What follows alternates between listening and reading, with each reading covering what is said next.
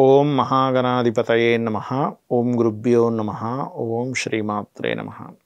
పరమేశ్వర స్వరూపమైనటువంటి జ్యోతిష, వాస్తు మరియు ఇతర అనేకమైనటువంటి శాస్త్రములను మనకు అందించినటువంటి మహర్షులకి నమస్కారం.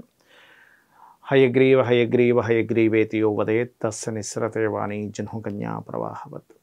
అరుణాం కరుణాతరంగితాక్షీం ధృతపాశాంకుశపుష్పబాణచాపాం అనిమాదిభిరావృతాం మయూకైః అహమిత్యేవ విభావయే భవానీం. శ్రీమాత్రే నమః. ప్రేక్షకులకి ఆ లలితాంబిక అమ్మవారి యొక్క అనుగ్రహం పరిపూర్ణంగా కలగాలని మనస్ఫూర్తిగా కోరుకుంటూ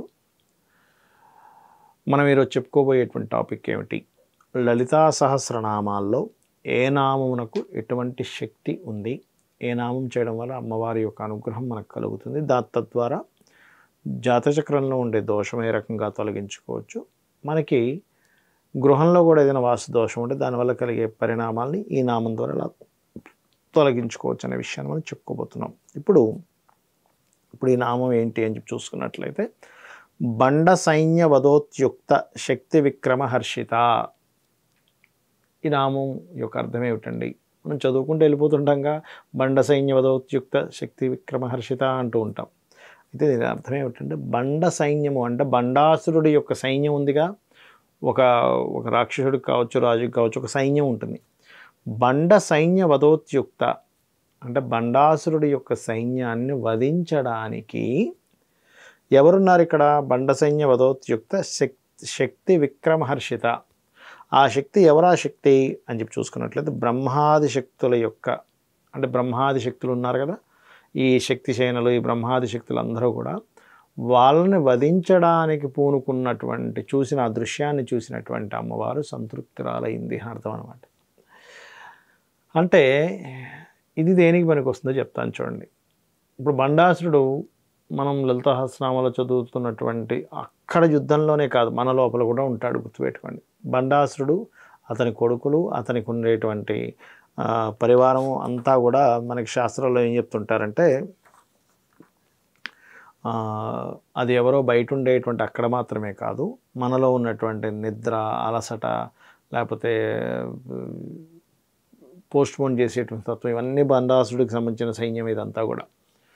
సర్లే చూద్దాంలే, ఏమైపోతుందిలే, లేటుగా వెళ్తే ఏమవుతుందిలే, ఇది కట్టకపోతే ఏమవుతుందిలే, ఇలా మాట్లాడినంత మాత్రం ఏమవుతుందిలే అంటే అశ్రద్ధగా ఉండడం, ఏం కాదులే అనేటువంటి దీంట్లో నిబ్బరంగా, అంటే ఒకటి ధైర్యంగా ఉండడం వేరు, రెక్లెస్గా ఉండడం వేరు. రెక్లెస్గా ఉండడం ఇవన్నీ ఏమవుతాయి, చిన్నగా అవే శత్రువులుగా మారుతాయి మనకి, అవే బండాసురుడు సైన్యంగా మారుతూ ఉంటాయి.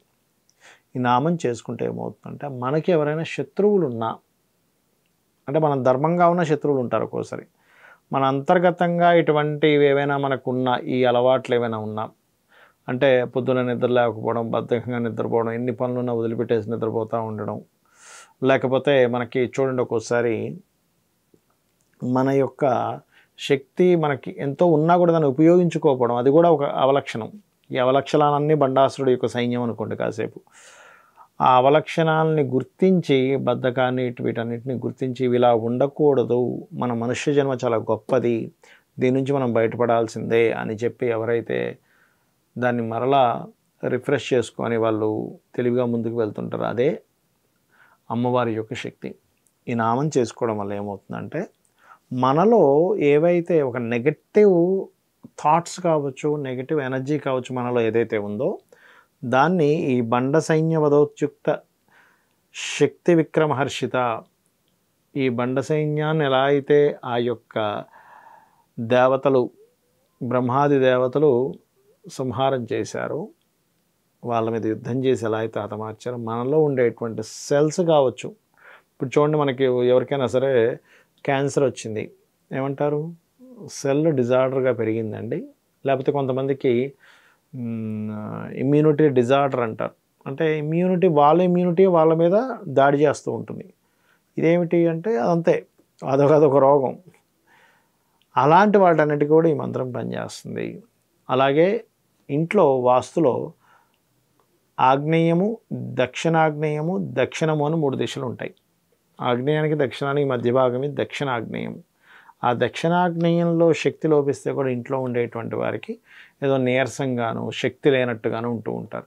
ఈ నామం చేయడం వల్ల ఇంట్లో వాళ్ళకి శక్తి పెరుగుతుంది. దక్షిణాగ్నేయం ఏదైనా దోషం ఉన్నా అక్కడ తెలియక ట్యాంకర్స్ లాంటివి తవ్వినా ఆ దోషం అనేటువంటిది పోతుంది. శ్రీమాత్రే నమః.